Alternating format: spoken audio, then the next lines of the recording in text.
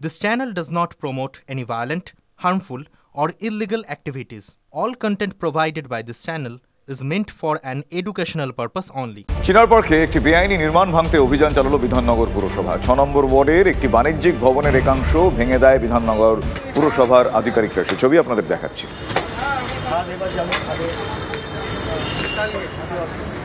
বিধাননগর জুড়ে রয়েছে একাধিক বেআইনি নির্মাণ, আর সেই বেআইনি নির্মাণ নিয়ে বেজায় ছুটেছিলেন মুখ্যমন্ত্রী মমতা বন্দ্যোপাধ্যায়। এবং তারপরে কি দেখা গেল না, বিধাননগরে যে সকল বেআইনি নির্মাণ রয়েছে সেইগুলো কোর্টের নির্দেশে ভাঙা শুরু হলো।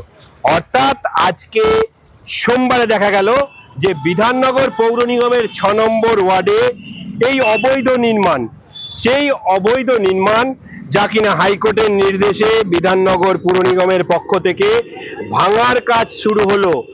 অর্থাৎ মুখ্যমন্ত্রীর নির্দেশের পরেই কিন্তু নড়েচড়ে বসলো পুলিশ প্রশাসন থেকে পৌর নিগম, যা কিন্তু সরজমিনে একটু দেখাবার চেষ্টা করি।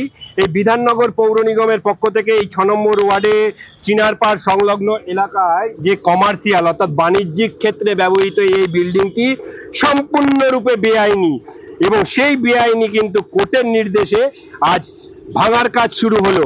এবং আগামী দিনে এই পুরো বিল্ডিংটি ভেঙে গুড়িয়ে দেওয়ার নির্দেশ দেওয়া হয়েছে কোর্টের পক্ষ থেকে, এমনটাই জানাচ্ছেন পুর প্রশাসন। চিনারপাড় থেকে রঞ্জিত ধর, TV9 বাংলা। পঞ্চায়েত সমিতির ভাড়ারে আর্থিক টান, স্বচ্ছ ভারত মিশনে কাজ করার মতো অর্থ নেই বলে অভিযোগ উঠছে। জেলা শাসকের কাছে অভিযোগ তৃণমূল পরিচালিত পঞ্চায়েত সমিতির সভাপতির। অস্বস্তিতে পড়ে ক্যামেরা নামিয়ে দেওয়ায় ধমক জেলা শাসকের। অনলাইন ব্যবস্থা হয়ে ফান্ড বন্ধ হয়ে গিয়েছে। বিভিন্ন প্রকল্প থেকে বঞ্চিত হচ্ছেন সাধারণ মানুষ। পর্যালোচনা বৈঠকে হরিহরপাড়া পঞ্চায়েত সমিতির সভাপতি প্রশ্ন তুলতেই অস্বস্তিতে পড়ে গিয়েছেন জেলা শাসক।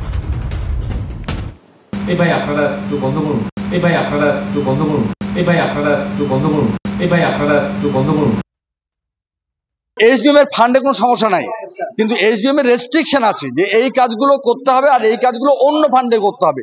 কিন্তু এই যে অন্য ফান্ড বলতে আর অন্য কোনো ফান্ড তো নাই, যার ফলে কাজটার ক্ষেত্রে কিছু ক্ষতি হচ্ছে। কারণ অন্য ফান্ড বলতে সেই 15th এবং 5th, এবং তাতেই সব ডেভেলপমেন্ট করতে হয়। আবার এসবিএম এর কাজ যদি ওখান থেকে করতে হয়, টাকার রেঞ্জ তো বাড়ছে না, কাজের রেঞ্জটা বেড়ে আছে, কাজটা ক্ষতিগ্রস্ত হচ্ছে।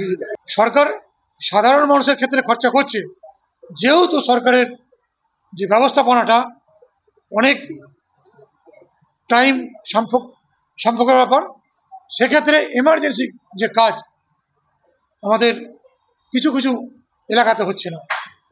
সেক্ষেত্রে আমাদের অনেক ক্ষেত্রে মানুষের সামনে পড়ে মানুষের কাছে অনেক কথা শুনতে হয়, অনেক দাবি দাওয়া শুনতে গেলেও আমরা সেক্ষেত্রে করতে পারি না।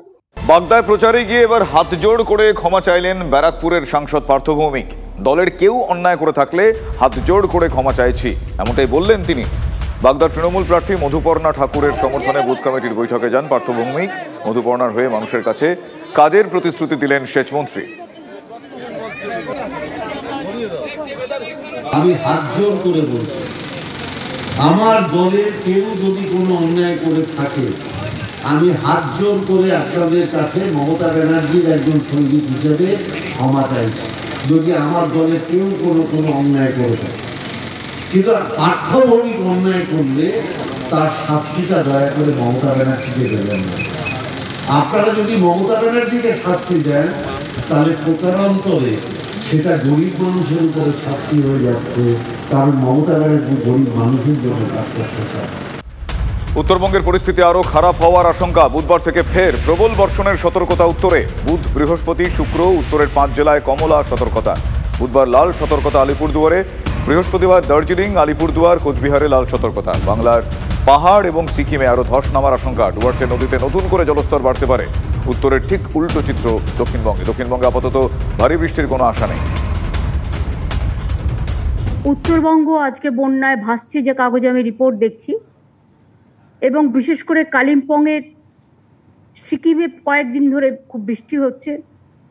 সিকিমের রাস্তায় ধসও নেমেছে। বর্ষাকালে যেন কেউ পাহাড়ের দিকটা মানে অ্যাডভেঞ্চারাস হিসেবে ইউজ না করে, তার কারণ ওখানটা চিরকালই কালিম্পংয়ে ধস নামে। এই সময়টা সরু রাস্তা, পাশে তিস্তা ভরা জল, এগুলো মাথায় রাখতে হবে। বর্ষাকালটা। অসমের ভয়াবহ বন্যায় মৃতের সংখ্যা বেড়ে ৭৮। রাজ্যে ৩৫ জেলার মধ্যে ২৮টি বন্যা কবলিত। রাস্তা, সেতু, নদীবাঁধের ব্যাপক ক্ষয়ক্ষতি হয়েছে। ব্রহ্মপুত্র সহ 10টি নদীর জল বিপদসীমার ওপর দিয়ে বইছে। অসমের ভয়াবহ বন্যা এখনো পর্যন্ত মৃতের সংখ্যা ৭৮। রাজ্যের ৩৫টি জেলার মধ্যে ২৮টি বন্যা কবলিত। রাস্তা, সেতু, নদীবাঁধের ব্যাপক ক্ষয়ক্ষতি। ব্রহ্মপুত্র সহ 10টি নদীর জল বিপদসীমার ওপর দিয়ে বইছে।